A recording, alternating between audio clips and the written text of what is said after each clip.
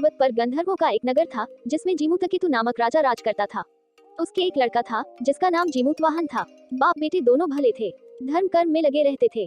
इससे प्रजा के लोग बहुत स्वच्छंद हो गए और एक दिन उन्होंने राजा के महल को घेर लिया। राजकुमार ने यह देखा तो पिता से कहा कि आप चिंता न करें, मैं सबको मार भगाऊंगा। राजा बोला, नहीं ऐसा मत करो। युधिष्ठिर भी महाभारत करके पछताए थे।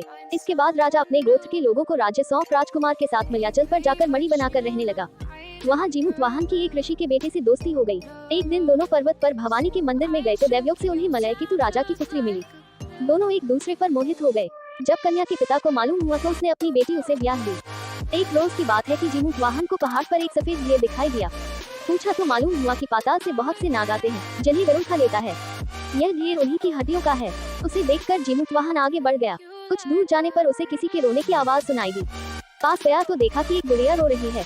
कारण पूछा तो उसने बताया कि आज उसके बेटे शंखचूड़ नाग की बारी है, उसे गरुड़ आकर खा जाएगा। जीमूतवाहन ने कहा, माँ तुम चिंता न करो, मैं उसकी जगह चला जाऊंगा। गुड़िया ने बहुत समझाया पर वह न माना। इसके बाद गरुड़ आया और उसे चोंच में पकड़कर उड़ा ले गया। संयोग से राजकुमार का बाजूबंद गिर पड़ा जिस पर राजा का नाम खुदा था। उस पर खून लगा था। राजकुमारी ने उसे देखा, वह मूर्छित हो गई। होश आने पर उसने राजा और रानी को सब हाल सुनाया। वे बड़े दुखी हुए और जीमूतवाहन को खोजने निकले। तभी उन्हें शंखचूड़ मिला। उसने गरुड़ को पुकार कर कहा, हे गरुड़, तू इसे छोड़ दे, बारी तो मेरी थी। गरुड़ ने राजकुमार से पूछा, तू अपनी जान क्यों दे रहा है? उसने कहा, उत्तम पुरुष को हमेशा दूसरों की मदद करनी चाहिए। यह सुनकर गरुड़ बहुत खुश हुआ। उसने राजकुमार से वर मांगने को कहा। जीमूतवाहन ने अनुरोध किया कि सब सांपों को जला दो। गरुड़ ने ऐसा ही किया।